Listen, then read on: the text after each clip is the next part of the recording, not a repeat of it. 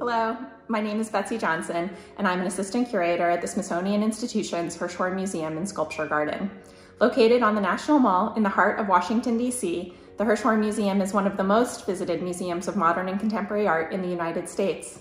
Thanks to a collaboration with our esteemed colleagues at the Korean Cultural Center, I'm pleased to have this opportunity to share with you works by Korean artists in the Hirshhorn collection. Our holdings focus on art from the second half of the 20th century through to the present day. During this period, Korean artists began to experiment more freely with non-traditional art forms, engaging in dialogue with the international avant-garde, and innovating new ways of working with materials. I'd like to begin by showing you work by artists affiliated with danse, or Korean monochrome painting. Danse is a genre that grew out of a new willingness to experiment with abstraction after the Korean War ended in 1953. Materials were hard to come by at this time, so artists began to restrict themselves to a limited color palette of neutral earth tones. They creatively reinvented how they worked, dragging and pushing pigments, soaking canvas, and ripping paper. A leading figure in danse, Park Seobo studied at the Sorbonne in Paris in 1961, where he became familiar with art informel, a post-war abstract painting movement that emphasized intuitive and spontaneous gesture. This inspired Park to break with Korean painting tradition to explore what Korean art informel might look like. Écriture number 647477 is from an ongoing series of paintings that he began in the 1960s after watching his son practice handwriting in gridded exercise books. Connecting this repetitive act of mark-making to spiritual meditative practices, Park conceived of his écriture works as paintings about nothing. He creates these works in a single sitting, using the process to empty his mind while he fills the canvas. Danse painters are united in their minimal use of color and their experimental abstraction, yet each artist developed a unique way of working that stands on its own. Chung Sang-Hwa's laborious process consists of repeatedly applying and removing paint, producing cracked surfaces that have the depth and texture of a natural landscape. After the initial layer has dried, Chung folds the canvas to create cracks in its surface, sometimes manipulating it in an almost sculptural manner. He then removes sections of paint from between the lines that have formed and repaints the empty space. For Chung, the adherence to monochromatic painting removes what he refers to as the burden of color, allowing him to focus entirely on the meaning and content of the work. Many painters in the post-war period traveled to Paris and Tokyo to further their studies. Lee Ufan moved to Japan in 1956 to care for an ailing uncle.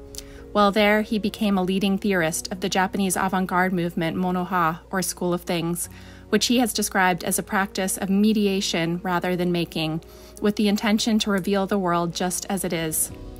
Also affiliated with danse, Lee speaks of a spiritual dimension that drives his practice. This spiritual feeling, which he has referred to as the vibration of life, is something he strives to evoke in his viewers through the precise placement of elements in space. This can be seen in his groundbreaking Relatum series, which he began in 1968 as a series of sculptures that juxtapose steel plates and stones to create a dialogue between man-made industrial materials and natural elements. In 2019, the Hirshhorn invited Lee to install 10 new Relatum sculptures on its plaza in a temporary exhibition that constituted Lee's largest outdoor sculpture project in the United States to date, and the first time the Hirshhorn's plaza has been devoted to the work of a single artist. The last artist of this generation that I will show you is Kim Tschang-Yeul. Kim was born in a town that is now in North Korea and migrated to the south to flee communism. He has said, "If there hadn't been the war, I would have painted flowers, women, or landscapes." Instead, he embarked on a series of Waterdrop paintings that he debuted in Paris in 1970. The paintings grew out of an act of frustration one morning when he flung water from his hands onto a canvas that he had been working on. Mesmerized by the way the water droplets clung to the canvas, Kim developed a technique of gently layering paint to simulate the translucence of water. The motif of the water drop allowed him to make paintings that had nothing to do with war and enabled him to explore his interests in Taoism and Zen Buddhism while also connecting with other international art movements such as pop art, minimalism, and hyperrealism. The next generation of artists in Korea matured in an artistic landscape that was dominated by abstract painting. Born in 1941, Lim Choong-Sup left Korea in 1973 in order to escape the influence of danse and discover his own voice. Having lost his mother at a young age, Im has used his artwork to explore remembrance and the past through the lens of his own personal experience. He describes his Fossilscape series as time capsules that bear traces of memory, similar to pages of a kind of visual diary. Inspired by French novelist Marcel Proust's poetic musings that things in the world contain their own memories, Im's work combines found objects, both man-made and natural, into minimal compositions that attempt to capture what he refers to as a sense memory of space and time. Also dealing with history and memory, Cho Duck Hyun takes vintage black and white photographs as his subject matter, enlarging the images with pencil on canvas and embellishing them with materials such as conte crayon, charcoal, ink, thread, and natural dyes.